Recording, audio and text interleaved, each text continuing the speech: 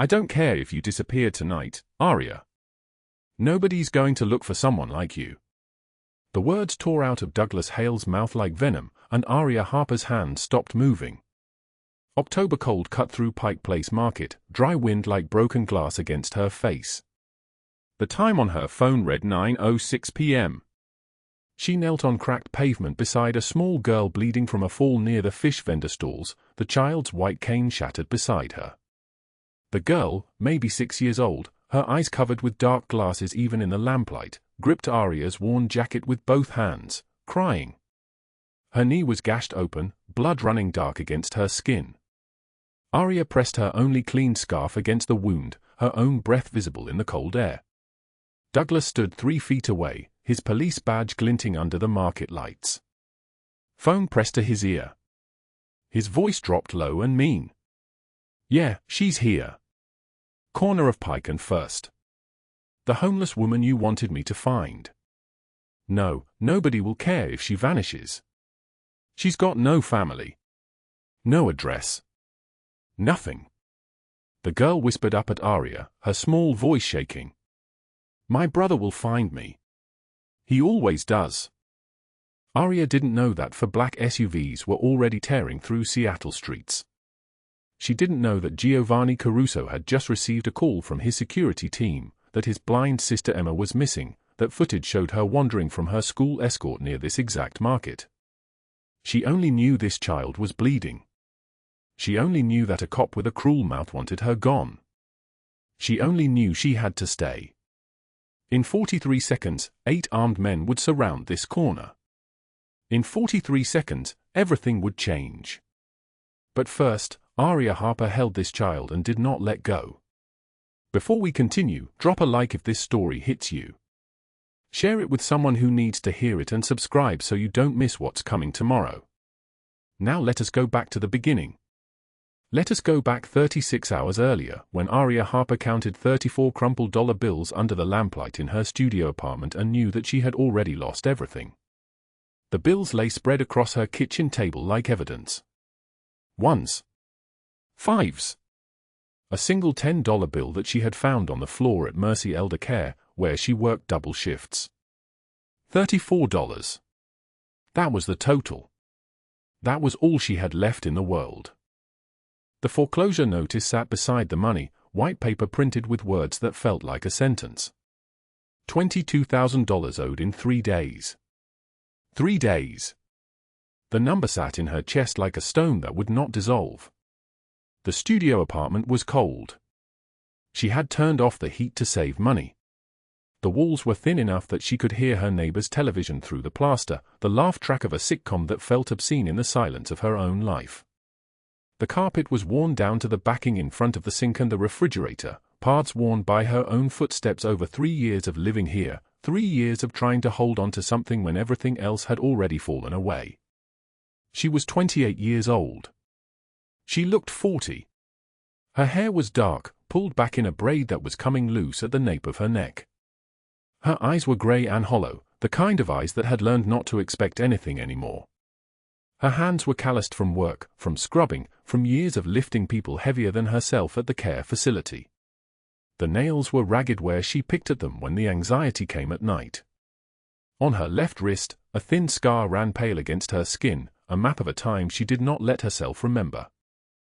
She wore a sweater that had belonged to someone else once, someone taller, someone with a life that was not this. The sweater was soft but thin, and it did not keep out the cold anymore. The refrigerator hummed. It was almost empty. 2 eggs. A container of milk that would spoil in 2 days.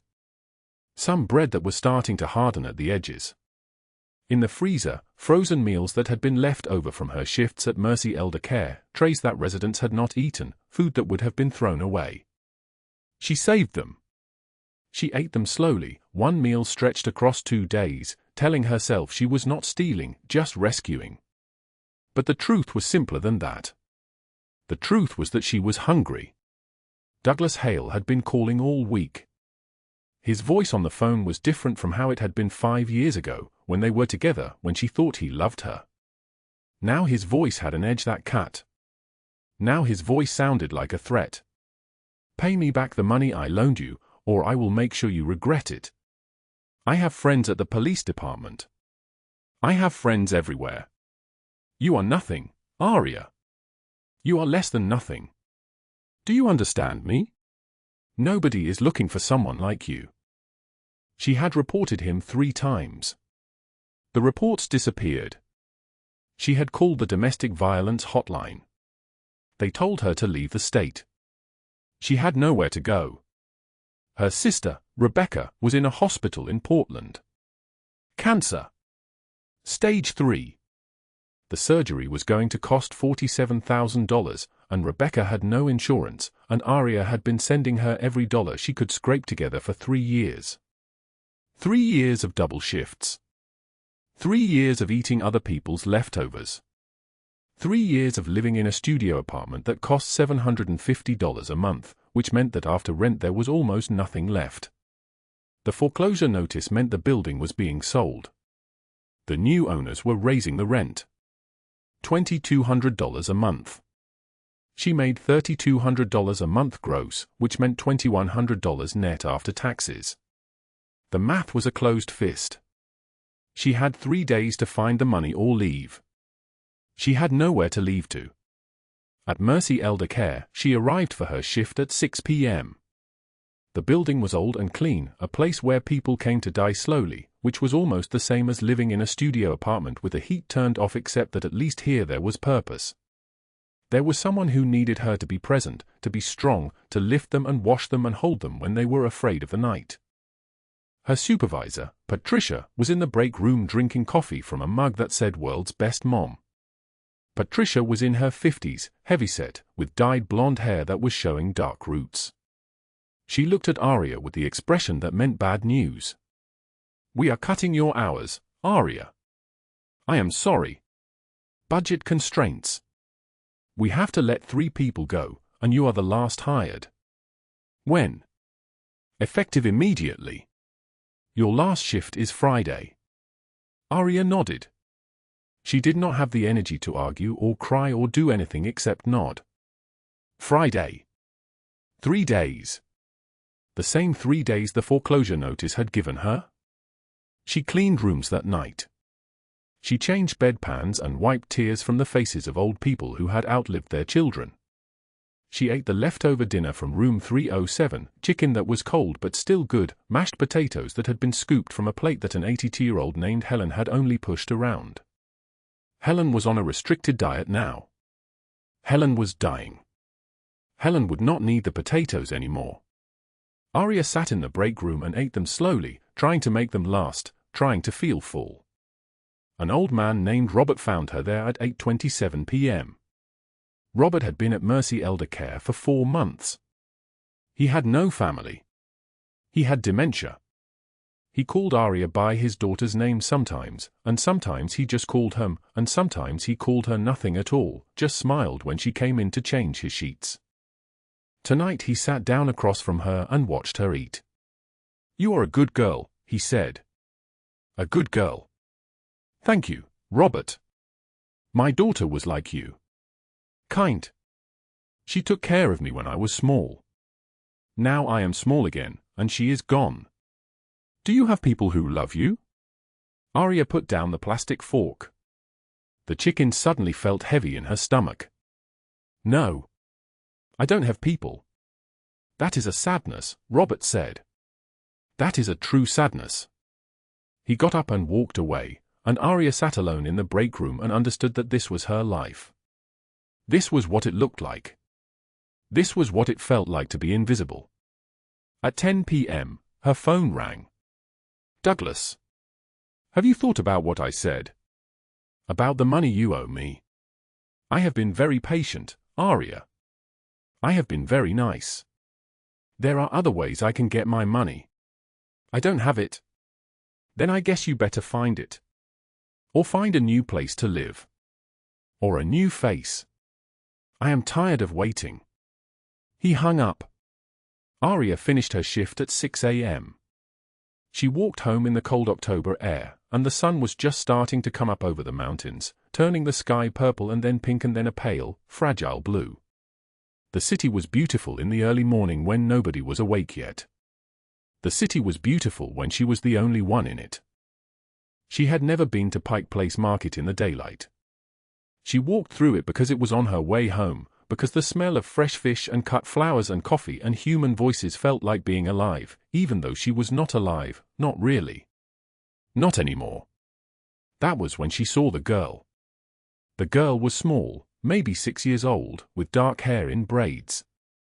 She wore a pink coat that was expensive looking, the kind of coat that cost more than Aria had spent on clothes in 5 years.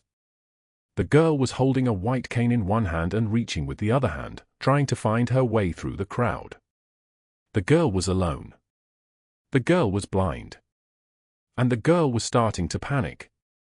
Her reach was getting wider, more desperate. Her breathing was getting faster.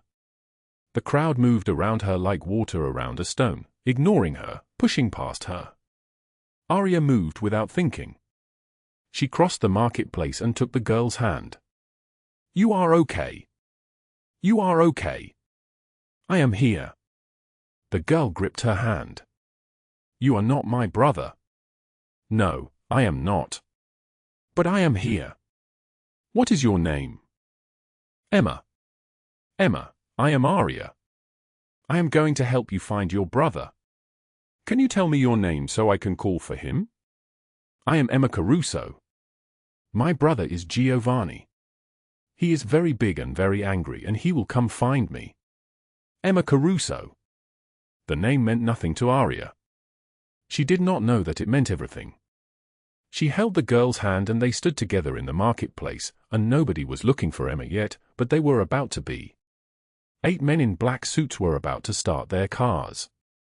8 men were about to tear through Seattle streets at a speed that would kill someone if they hit them. An entire network of power and violence and love was about to converge on this exact corner of the marketplace because a child named Emma was missing. But Aria did not know that yet. She only knew that she was holding a hand that was small and cold and terrified. She only knew that for the first time in a very long time, someone needed her to be strong. And she held on. The apartment was so cold you could see her breath. Aria Harper sat at a card table under a single bare bulb, her fingers trembling as she counted the crumpled bills for the 3rd time that night. 27 ones. 4 5s. 2 1s. $34. That was all. That was everything. The bills lay scattered across the worn cardboard table like evidence of a crime she had not committed, and she kept counting them anyway, as if the numbers might change if she looked hard enough, as if 34 could somehow become 22,000. The foreclosure notice lay beside the money, its corners curled from being folded and unfolded so many times. She had read it 47 times. She knew every word. $22,000 owed in 3 days. 3 days. The number sat in her chest like a stone. She was wearing 2 sweaters. Both had holes in the sleeves. The window behind her rattled against the October wind, a sound like something trapped and desperate. Outside, Seattle's wet streets reflected streetlights in long yellow streaks. Inside, there was only the bare bulb and the silence and the knowledge that she was going to lose everything. Aria had arrived home at 10:45 p.m., still wearing the scrubs from Mercy Elder Care. They smelled like cafeteria meatloaf and something else, something chemical and sad. When she had pushed open the door to her studio apartment on the 4th floor of the building on Cherry Street, she had found the eviction notice already taped there, centered on the door frame like an announcement. The paper was pale yellow. Cordelia Blackwood's attorney had printed it in black ink, efficient and final. She had stood there for 2 minutes, still holding her work bag, still smelling like someone else's dinner, reading the notice over and over. It did not change. The words remained the same no matter how many times she read them. The building at 412 Cherry Street was owned by Cordelia Blackwood, a woman Aria had never met but whose name appeared on every notice, every bill, every document that made her life smaller. Cordelia Blackwood owned the building. Cordelia Blackwood owned the notice. And somehow, Cordelia Blackwood had known to send it on a Thursday night when Aria was at work, as if she had timed it perfectly for maximum devastation. The phone in her pocket buzzed. It buzzed again. And again. Aria did not look at it. She knew who it was. Douglas Hale had been calling 17 times since yesterday. His messages on her voicemail were getting sharper, his voice tighter, like a rope being pulled. "I know you're home," the last one had said. "I can see your light." She had closed the apartment curtains after that, even though closing the curtains meant the room became even darker, even though the darkness made her feel more trapped. She worked 2 shifts now. 6 in the morning until 2 in the afternoon at Mercy Elder Care, where she changed bedpans and fed applesauce to patients who did not remember her name. Then 4 in the afternoon until midnight at the same place, because Mrs. Chen needed someone to sit with her after dinner, and Mr. Rodriguez had started having nightmares about the war, and nobody else would stay late. 2 shifts. 16 hours a day. 7 days a week. And every single dollar that was not spent on rent or utilities or the smallest possible amount of food went to Spokane, to the hospital there, to the medical bills that kept growing like a living thing. Natalie was in the hospital in Spokane. Natalie was 24 years old and she was in the hospital and she was not getting better and the bills kept coming. $173 per day for the room. $48 for the medications. $212 for the specialist consultation. Aria had learned the numbers by heart. She could recite them like a prayer. She put the bills back in the lockbox and pushed it under the mattress. The mattress was on the floor. There was no bed frame. There was no furniture except the card table, 1 folding chair, and the mattress. The walls were water-stained. The ceiling was water-stained. The window frame was beginning to rot at the bottom corner, and she had stuffed newspaper into the gap to try to keep the cold out, but it was not working. It was October and it was already so cold. The next morning at Mercy Elder Care, Aria arrived at 5:58 a.m. and clocked in at 6 o'clock sharp. Mrs. Chen was awake, calling out in Mandarin, confused about where she was. Aria changed her bedpan and spoke softly, the way Mrs. Chen's daughter had taught her. "You are safe. You are at Mercy Elder Care. Your daughter is coming tomorrow." Mrs. Chen's eyes tracked her but did not focus. That was fine. Aria was used to not being seen. She moved through the ward like a ghost. That was how the other staff members treated her, as if she was not quite there, not quite real. When she picked up dinner rolls from the lunch cart at 10:24 a.m. and slipped 2 into her pocket, nobody said anything. Nobody said anything because nobody was looking at her. Rita, the charge nurse, caught her once and said, "You look exhausted, Aria." Aria said, "I'm fine." It was not true. She had not slept properly in 8 days. Her hand shook when she was tired, and her tired was constant now, a baseline state. She existed in a fog of exhaustion and hunger and the sound of that foreclosure notice folding and unfolding in her mind. At 1:45 p.m., she had 40 minutes for lunch. She did not eat. Instead, she walked 6 blocks to the bank on 3rd Avenue. The bank smelled like air conditioning and desperation. She asked to speak with someone about a loan.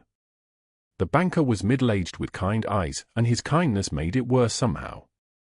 He looked at her credit report on his computer screen. The glow illuminated his face. She watched his expression change from professional courtesy to something closer to pity. "Your credit score is 410, he said quietly. Aria said nothing. "There are no loan options available to you," he continued. "Not with this score. Not without collateral. Is there a cosigner? Family member? Someone with established credit?" Aria shook her head. There was no one. Her mother was dead. Her sister was in a hospital bed. Douglas had been the closest thing to family, and Douglas was calling 17 times a day with his voice getting sharper.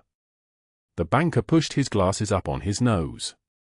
"I'm very sorry, Ms. Harper." She left the bank and walked to the bus stop. The bench was cold and wet from the morning rain. She sat on it anyway and did the math in her head, the impossible math that she did every day now. $22,000. 3 days. She made $9.50 an hour. At 16 hours a day, that was $152 per day before taxes. After taxes, maybe $110. To make $22,000 in 3 days, she would need to earn roughly $7,000 per day, which meant working for about 64 hours per day, which was impossible. It was impossible. Every way she calculated it, it was impossible. She sat on the bus stop bench and watched her breath fog in the October air. Other people waited beside her, but they did not see her. This was the thing she had learned about being poor: you became invisible. You existed in a space that other people's eyes slid past. You were like a shadow that did not block light anymore. Her phone buzzed in her pocket. Douglas again. She did not answer. What she did not know, as she sat on that bench counting breaths instead of dollars, as she watched the clouds move across a gray Seattle sky, was that everything was about to change. That in less than 24 hours, a girl with a white cane would reach out a desperate hand in a crowded marketplace. That Aria would take that hand without hesitation. That this single moment of kindness, this small choice to see someone who was invisible, would set in motion a chain of events that would destroy the men who had tried to destroy her. But for now, she only sat on the bench and waited for the bus. The afternoon cold cut through her thin coat like a blade. The pavement was wet from morning rain when Aria Harper heard it, a small voice crying out in pain, cutting through the October wind like a knife through silk. She had finished her midnight shift at Mercy Elder Care 20 minutes earlier, her feet aching in shoes held together with duct tape and hope. The bus she could not afford to take would have cost $2.75 each way. $5.50 she did not have.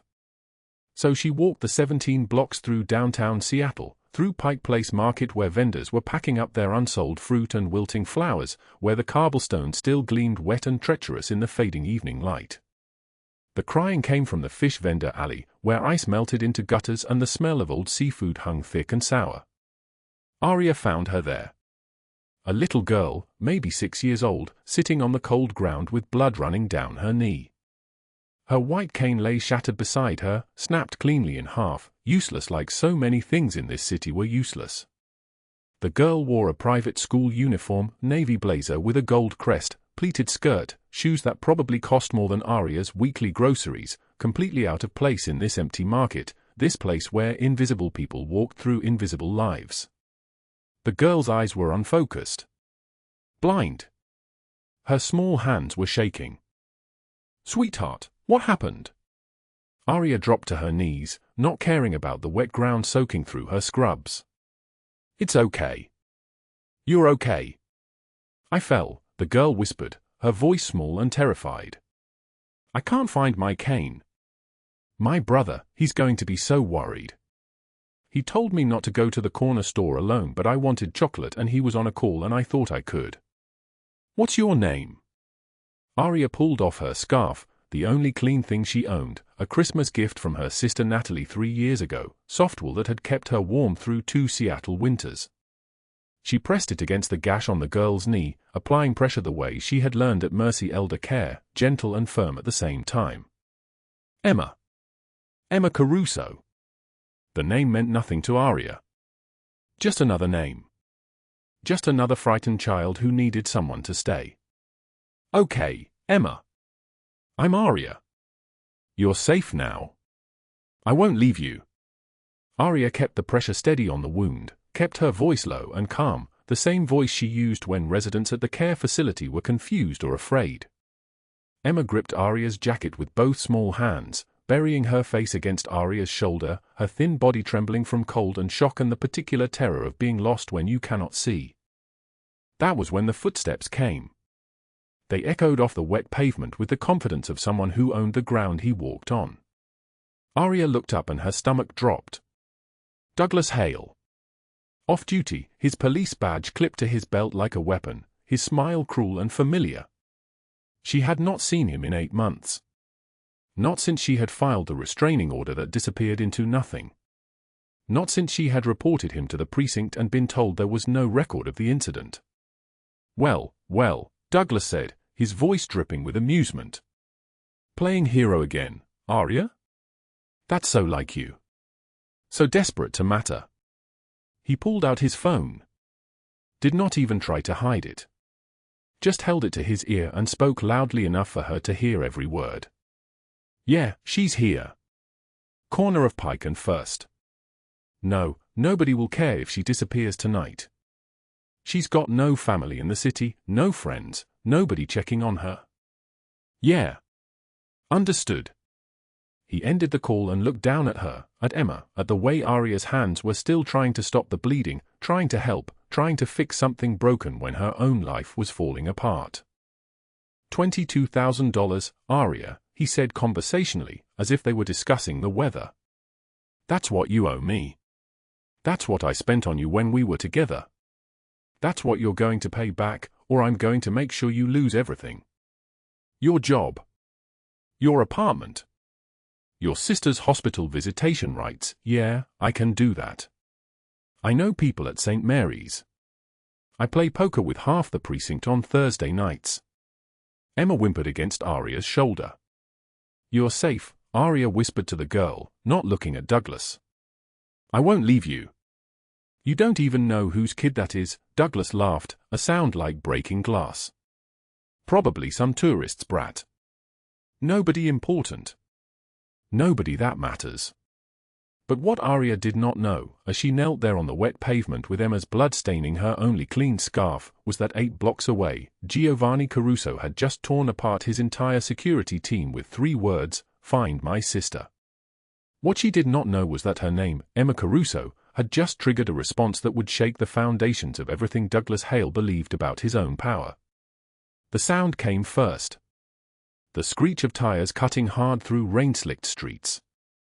Then the engines. For black SUVs arriving at the market entrance with the military precision of a tactical operation, screeching to a halt at precisely 9:48 p.m. 8 men in dark suits poured out like water, hands on concealed weapons, forming a perimeter in 3 seconds flat. The market vendors who had been packing up froze.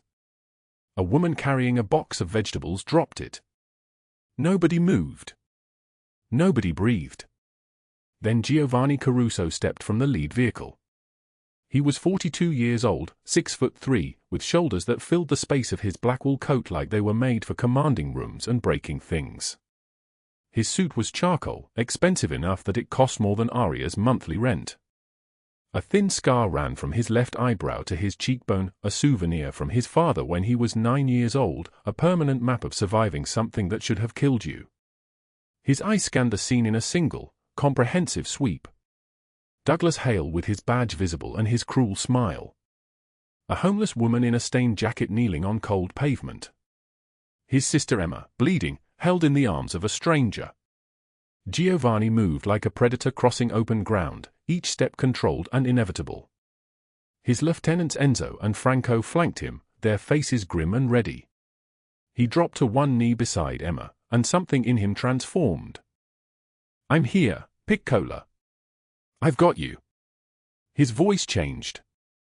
The cold edge that commanded men and moved money through criminal channels vanished, replaced by tenderness that made his men exchange shocked glances, glances that said in 15 years of working for him, they had never seen him like this. Emma reached for him immediately, her small hands finding his broad shoulders. Giovanni! This lady stayed with me. She kept me warm. This lady didn't leave. Giovanni's dark eyes met Aria's for the first time. She was maybe 26, exhausted, dark circles under her eyes like bruises, wearing scrubs under a worn jacket that could not keep out the Seattle cold. Her hands were still bloody from tending Emma's wound. She moved to stand, to leave, to disappear back into the invisibility that had always been her refuge. Wait, Giovanni said. His hand caught her wrist, gentle, not forceful. His touch was warm. You helped my sister. She was hurt, Aria said simply, trying to pull away. Anyone would have. No, Giovanni interrupted, and his voice was absolute. Not anyone.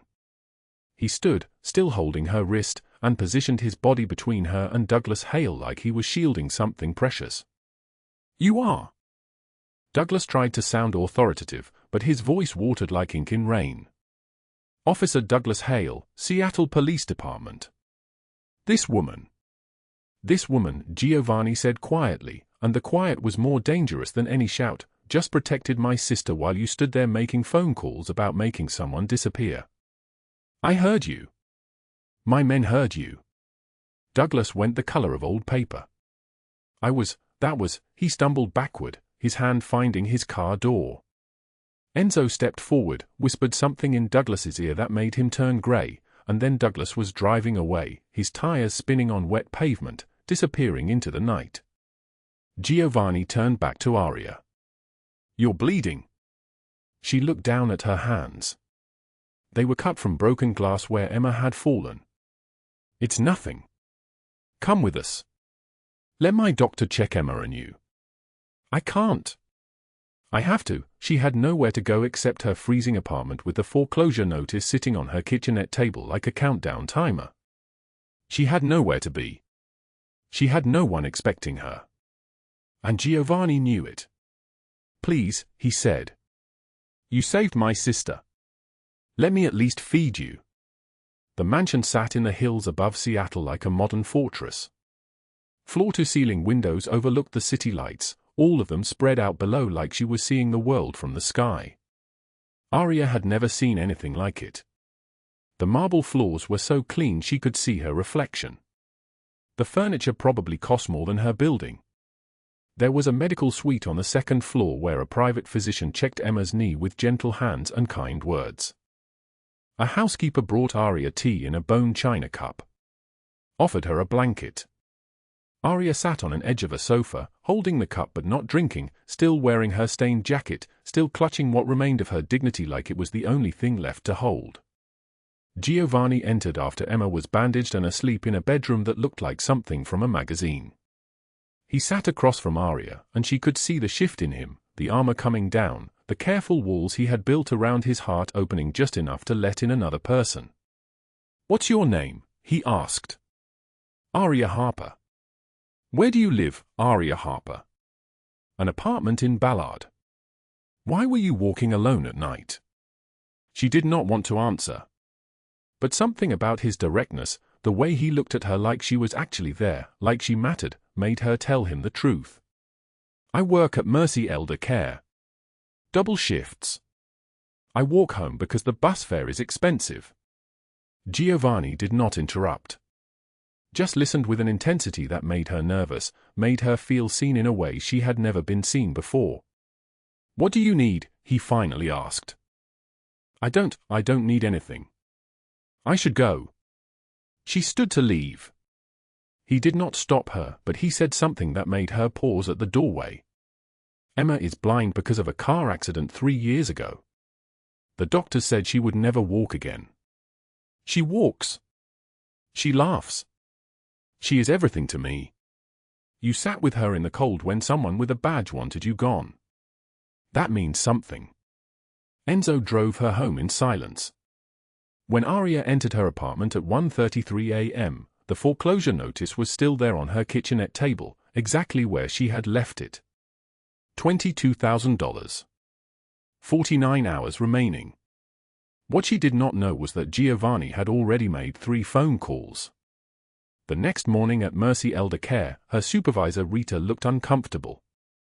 Someone from your landlord's office called. They want to meet you. At 2 o'clock, Aria sat in the break room when a woman walked in, 53 years old, tailored cream suit, pearls at her throat. Cordelia Blackwood owned 47 properties in Seattle, including Aria's building. The building is being repositioned, Cordelia said, sliding a document across the table. Higher-value tenants. Your unit will be renovated. The accelerated exit fee is $22,000. But I've never missed rent, Aria whispered. Page 17, Cordelia smiled coldly. Of course, if you can pay by Friday, you can stay. She already knew Aria could not. She had spoken to Douglas Hale, who had told her everything, that Aria was nothing, that nobody was looking for her, that she could be erased without consequence. Why are you doing this? Aria asked. Cordelia stood to leave. Because I can. The October cold cut through the apartment like a blade wrapped in ice. Aria sat on the floor, her back against the radiator that had stopped working 6 hours ago, the foreclosure notice unfolded in front of her like a map of her own destruction. $28. That was all that remained. She had spent $6 on instant ramen and canned beans, rationing every penny, but the math would not change no matter how many times she counted. The heating had been shut off. Management said it was routine maintenance. It was punishment. She wrapped both sweaters around herself, the grey one with the pulled thread, the brown one that no longer held its shape, and pulled the blanket across her lap. Her breath came out in small clouds. The window rattled against the October wind, a sound like something breaking over and over again. 31 hours. That was how long remained before the foreclosure deadline. Before she would no longer have a place to sleep. Before she would join the other invisible people who slept in the stairwells of buildings or beneath the freeway overpass where the rain could not reach them. She had called 17 places. 17. Every loan company told her the same thing: she did not qualify. Every charity said their funds were depleted. Every resource listed in the city directory had either shut down or had waiting lists longer than her remaining lifespan seemed to matter. The phone rang at 11:34 p.m. Douglas. She stared at the screen, watching his name appear and disappear as the phone vibrated against the floor. She had not answered any of his calls in 3 weeks. But this time, something broke inside her. Maybe it was the cold. Maybe it was the hopelessness that had become as permanent as her shadow. She answered. "Hello, Aria." His voice came through warm and honeyed, the voice he used when he wanted something. "I have been waiting for you to call me back. What do you want?" Her voice came out smaller than she intended. "I want to help you." He said it like a man offering salvation to the drowning. "I know about the foreclosure notice. $22,000, yes? That is quite a problem." She said nothing. How did he know? Who had told him? "I can make that disappear," Douglas continued. "All of it. Gone. Erased like it never happened. You would keep your apartment. Your job at the care facility. Your sister's hospital bills, those could be handled as well. Everything could be solved tonight." How? The word escaped before she could stop it. "You come back to me. You drop the restraining order. You stop filing those ridiculous complaints with your supervisors. You admit that you were wrong to leave, that you were confused, that you need me." He paused, letting silence do the work of persuasion. "You become what you were supposed to be." No. She said it quietly. "Aria." His voice hardened like resin. "You have 31 hours. Do you understand what that means? In 31 hours, you will be homeless. You will be on the street with your pathetic suitcase and whatever money you have left, which I am sure is nothing. Your sister will find out that you failed to provide for yourself. She will know that you could not manage without a man to take care of you. Is that the legacy you want to leave her?" Aria's hand trembled. "I can give you stability. Safety. A life that matters. All you have to do is come home. Come back to me tonight, and by morning, everything will be fixed." "And if I do not?" Douglas laughed. It was the laugh of a man who had already won. "Then you remain what you are. Nothing. A night shift worker eating leftovers from old people's trays. A woman so insignificant that nobody even notices she exists. A burden to everyone around you. You will always be nothing, Aria. Without me, you will never be anything else." The line went dead. He had hung up first, leaving her sitting in the cold with his words rearranging her thoughts like rearranging furniture in a tomb. She did not move for several minutes. She simply sat there, wrapped in 2 sweaters and a blanket that smelled like machine oil and mold, and let his words settle into the architecture of her despair. "Without me, you will never be anything else." He was right. He had to be right. What evidence did she have that contradicted him? She was 27 years old and owned nothing but worn clothes and a phone with cracked glass. She was 3 days away from homelessness. Every decision she had made had led to this floor, this cold, this moment of absolute nothing. She stood on shaking legs and walked to the window. For stories down, the street was dark and wet from rain that had stopped hours earlier. Dead leaves scattered across the asphalt like forgotten letters. A few cars passed, their headlights sweeping across empty sidewalks. No one was out there. No one was looking. No one would notice if she simply opened the window and let the October wind carry her away. Her hands pressed against the cold glass. She could feel the cold penetrating her palms, seeping up through her wrists. The wind howled. The window rattled. She opened it. The cold rushed in like a blade wrapped in ice, stealing her breath, making her gasp. She stood there looking down at the concrete below, at the dark street that could swallow her completely, and felt the emptiness inside her echo with the wind. I am nobody, she thought. Douglas is right. I am nobody. Her phone buzzed. A text from an unknown number appeared on her cracked screen. Emma asks about you every day. She wants to know if you are okay. Giovanni. One sentence. Aria stood at the open window with the October cold pouring in around her, and she read it again. Emma. The small blind girl with the soft voice and the way she listened to stories with her whole body leaning forward.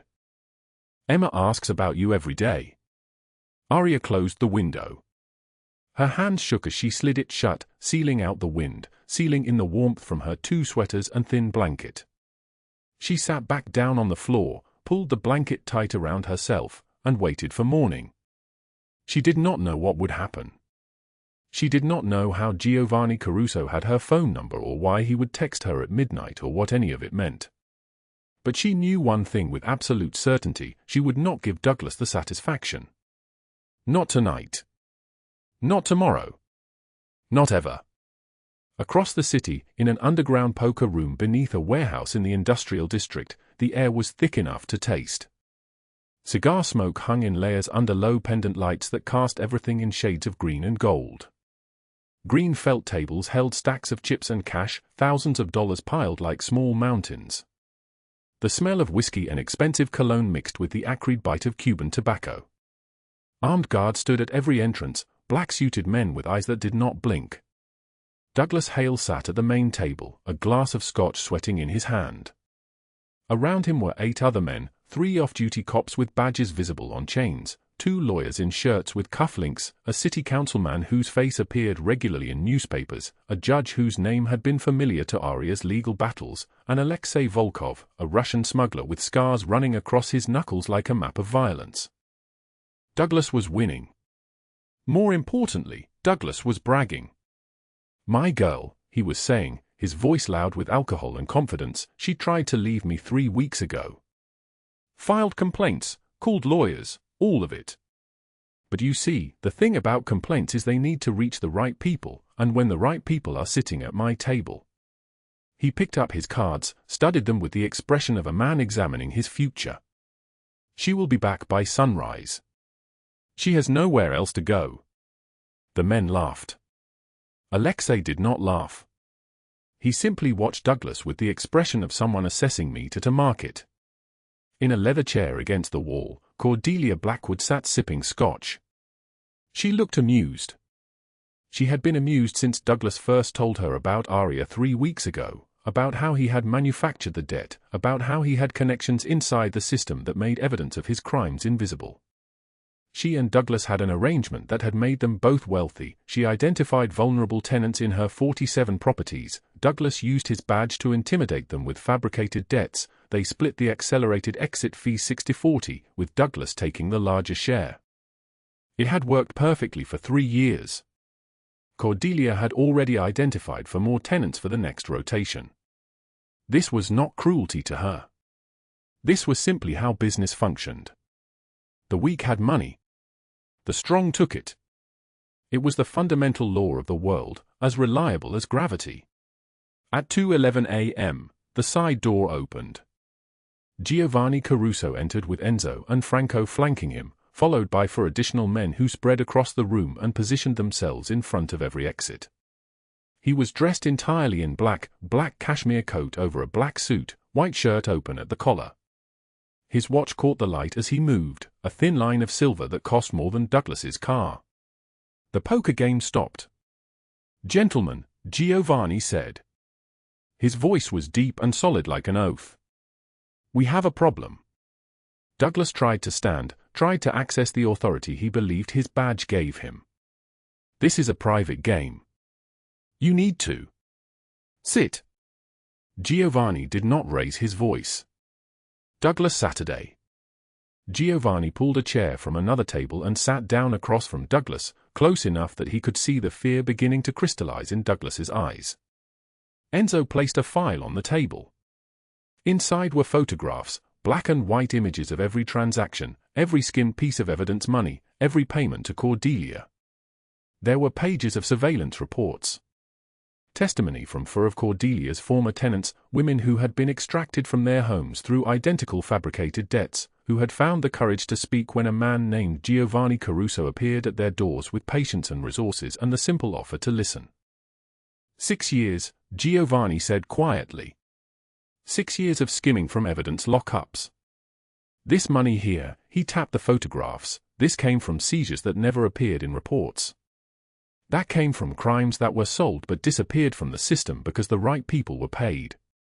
That came from victims who filed complaints that evaporated like water. "I do not know what you are talking about," Douglas said, but his hand was trembling. "You extracted $22,000 from Aria Harper through a fabricated foreclosure notice. Cordelia Blackwood created the document. You used your position and your threats to force compliance. This is extortion. This is conspiracy. This is the reason the FBI has been building a case against this table for 9 months. You cannot prove," Douglas began. At 2:13 a.m. exactly, the doors exploded inward. FBI agents in tactical gear flooded the room, 16 agents, for carrying shields, all carrying weapons drawn. Special Agent Sarah Chen led the formation, her badge held high, her voice sharp as a blade. "Nobody move. Hands on the table. Now." What happened next moved with the precision of choreography. Agents secured each man, reading rights with voices that sounded like they had read them 1,000 times before. Evidence bags appeared for the cash, the chips, the documents. A camera team recorded everything, the flash of their equipment casting the room in stuttering white light. Douglas's face went from red to white in the span of 3 seconds. He looked at Giovanni with understanding dawning like a curse. "You set me up." "No," Giovanni said. "You set yourself up 6 years ago. I simply made sure the right people were watching tonight. The charges," Agent Chen called out, "include racketeering, extortion, money laundering, evidence tampering, and conspiracy. You have the right to remain silent." Douglas broke like something structural had finally given way. He fell to his knees, trembling like a cornered animal, begging with the desperation of a man who had spent his entire life certain that his badge and his connections would protect him. "Please, please, I can tell you about Volkov, about the shipments, about everything. I can give you names. I can give you everything." Cordelia maintained her composure longer. She stood as the cuffs were applied, her cream suit now rumpled, her pearl necklace askew. But when she felt the metal closing around her wrists, when she understood that her lawyers and her money could not fix this, something cracked in her carefully constructed face. Both were led out to a parking lot that had transformed into a storm of light and motion. News vans lined the streets. Cameras flashed. Every local news channel had sent crews, they had received the tip from someone, had arrived 20 minutes before the raid, had positioned themselves to capture the moment when Douglas Hale and Cordelia Blackwood would understand that their empire of small cruelties had finally collapsed. Giovanni watched from the shadows as they were walked to separate vehicles, as their names were announced on live television, as the systematic destruction of their lives began in real time. Death would have been too quick. Too easy. Too merciful. This was better. Agent Chen found him standing near the warehouse entrance. "Mr. Caruso. We appreciate your cooperation in this matter." He nodded once. There is a woman named Aria Harper, he said. Douglas Hale fabricated a debt against her. $22,000, due in, he checked his watch, 23 hours. I need that erased from every system. I need her name cleared. We will handle it, Chen said. And Cordelia Blackwood owns her building. She did. Blackwood's assets are frozen as of 3 minutes ago. We will make sure Miss Harper's housing is secure. She will not be evicted. Giovanni left without another word, walking back into the darkness before the news cameras could find him, before the night could transform him into a story, back toward the city and the apartment for stories above the street where a woman was finally beginning to believe that nobody is truly nothing. The October sunlight through the lobby windows felt like a blade cutting through her disbelief. Aria Harper stood motionless, the federal document trembling in her hands, the official seal swimming before her eyes. The nervous young man named Marcus kept talking, words about receivership, about nullified fees, about her rent reverting to original lease terms, but the words felt like they were reaching her from underwater, distant and impossible. I don't understand, she said for the third time, her voice barely a whisper. Why would they call me here if? Because you're a tenant, Marcus said gently, pushing his glasses up his nose. And you have rights. Cordelia Blackwood's properties are frozen as of last night. Federal seizure. All accelerated exit fees are void. All evictions on hold. You're not being removed from your apartment, Miss Harper.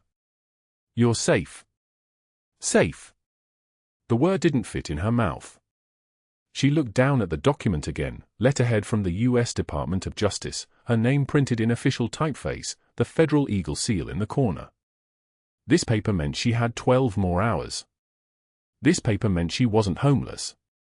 This paper meant something had shifted in the universe while she slept on the floor of her freezing apartment in both sweaters, still holding the foreclosure notice like a prayer card. There's more, Marcus said, sliding another envelope across the desk. Your lease is being reinstated at the original terms. $340 per month. Not the $1,500 she raised it to last month. $340. Aria could breathe on $340. She could eat. She could keep Natalie's hospital fund growing instead of drowning in it. How, she asked.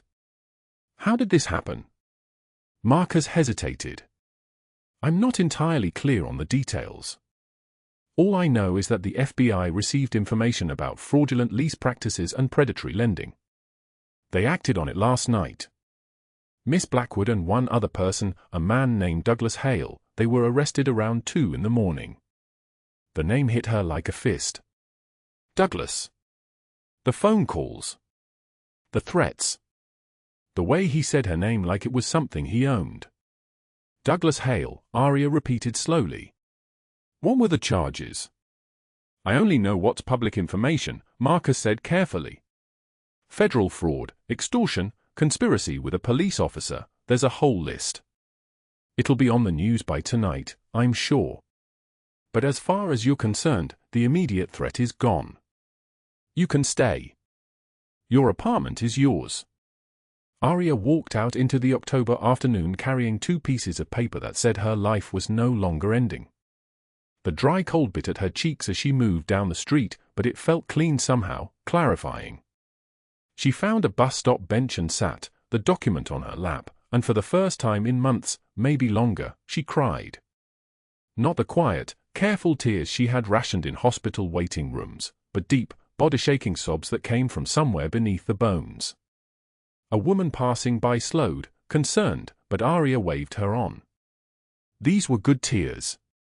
These were tears that meant she wasn't disappearing tonight. Her phone rang as she was wiping her face. Unknown number. She almost didn't answer, but something made her. Aria Harper? A man's voice, deep and solid like an oath, with an accent that curled around the consonants. Yes? This is Giovanni Caruso. Emma would like to see you, if you have time. She's been asking. The phone felt heavy in her hand. Giovanni Caruso. The name that made Douglas's voice change, that made his threats sharpen into actual fear. The man who owned the city the way other people owned apartments. Aria's voice broke. How did you? Emma would like to see you, he repeated, and there was something in his tone that wasn't a request. 3 o'clock. My home. Do you need the address? She had his address. Everyone knew his address, the way people knew the location of a shrine or a tomb. He acknowledged, whispered about, never approached. But her fingers were already writing it down anyway, because Emma had asked, because a little girl had bled in the cold and Aria had stayed. I'll be there, she said. The estate sat behind black iron gates on a hill overlooking the city, the October afternoon light turning the stone walls gold. Aria's used Honda, bought with money from an anonymous account that appeared in her bank 3 weeks ago, felt like a toy parked among the black SUVs in the circular driveway. She was still wearing her scrubs, still carrying the federal document like a shield, when Giovanni Caruso opened the front door. He was taller than she expected. 6'1" at least, broad-shouldered, wearing a charcoal suit that probably cost more than her car. His hair was dark, silvered at the temples, and one side of his face bore a scar that ran from the edge of his eye to his cheekbone like a map of old violence. His eyes were the color of storm clouds. When he looked at her, she understood why Douglas had been afraid. You knew, Aria said. Not a question. Come inside, Giovanni said. It's cold. His home was like stepping into a different world, high ceilings, marble floors, artwork on every wall. But he led her past the luxury to a sunlit room where Emma sat in a wheelchair, a new white cane resting beside her, her knee bandaged but healing. When the little girl saw Aria, her entire face transformed. You came, Emma said, her voice bright with delight. Giovanni said you would come.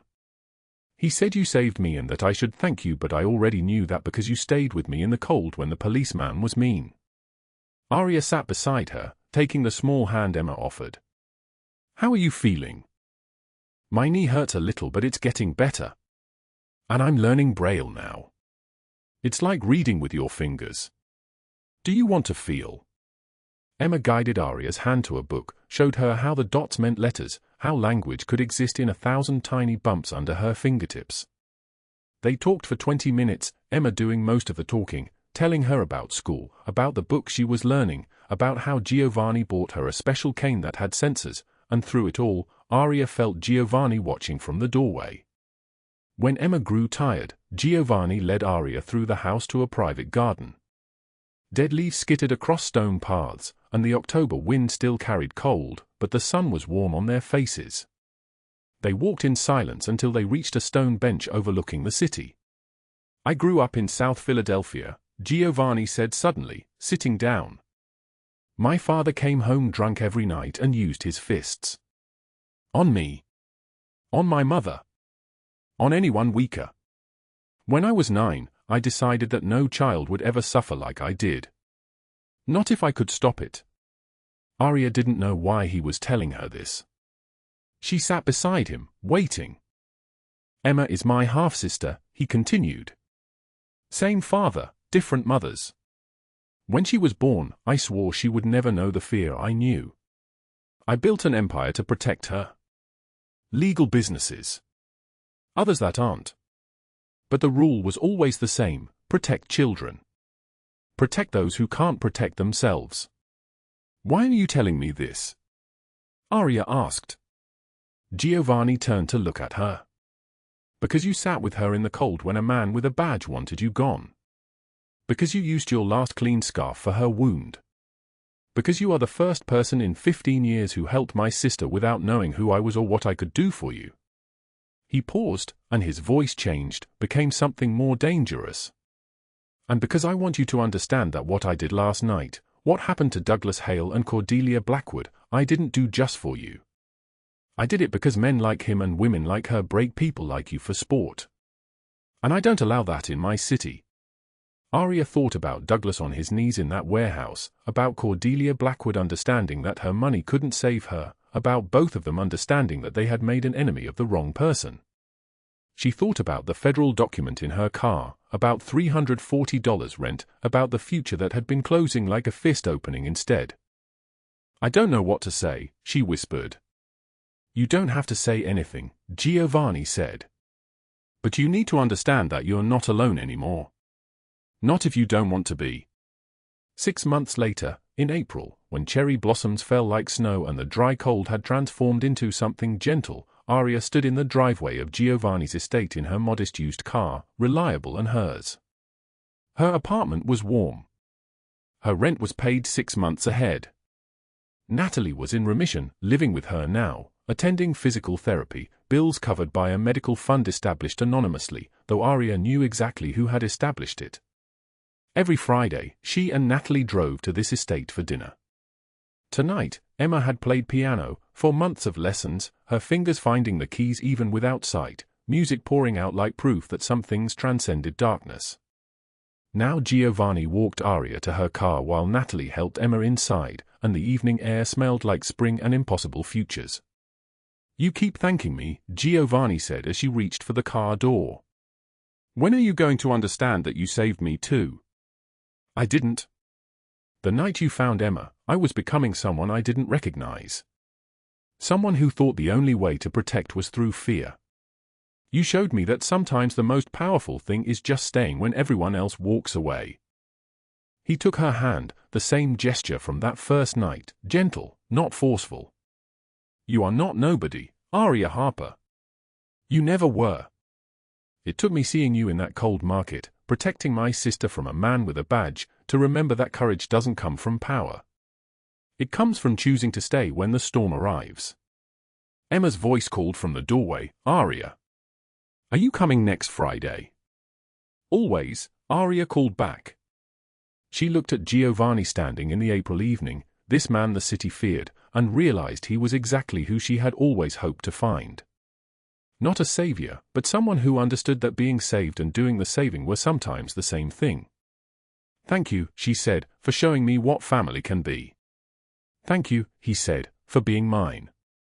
When the four of them walked through Pike Place Market on a Saturday afternoon 6 months later, Aria, Giovanni, Emma holding her cane and Aria's hand, Natalie laughing, they passed the exact corner where Aria had found a bleeding child in the cold. Emma stopped, turned back.